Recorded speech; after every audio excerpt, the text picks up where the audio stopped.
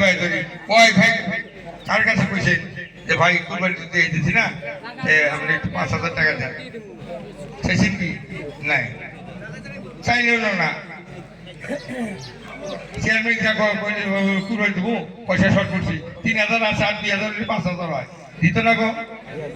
দিব দিব, কুরবানি তো কবে দিবে আবার, কিন্তু কর্জা হাসানা নিবে।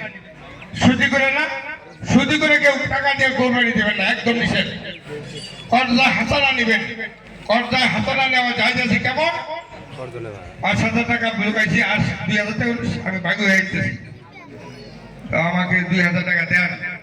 আল্লাহ যদি বাঁচা রাখে কুরবানির ৫ দিন বা ১০ দিন পরে ইনশাআল্লাহ দিয়ে দেব। কুরবানি ঈদের ৫ দিন বা ১০ দিন পরে আমি দিয়ে দেব। দিবেন তো? হ্যাঁ দিব, বা দিয়ে দিলে কুরবানির ১০ দিন আগের মুহূর্ত, আজকে থেকে মানে ১২টা তারিখ হবে, ৫ মিনিট আছে। আচ্ছা আচ্ছা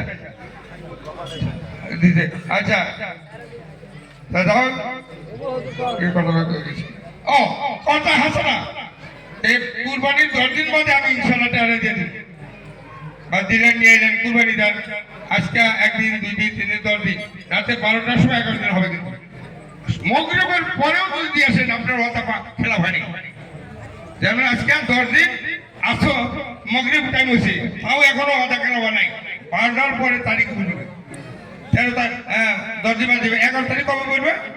ওই মগরিবের পরে রাতে ১২টাতে বাজবে, ১২টার পরে তারিখ হতে যাবে। ১২টার পরে গেলে কবিরা গুলো হয়ে গেল, কবিরা গুলো হয়ে গেল। তো ইনশাল্লাহ আমরা এইভাবে কর্জা হাসানা নিয়ে কুরবানি দিবেন যাই, কিন্তু সুদি করে টাকা নিয়ে কুরবানি দিবেন না। আচ্ছা, আমার একটা ভাই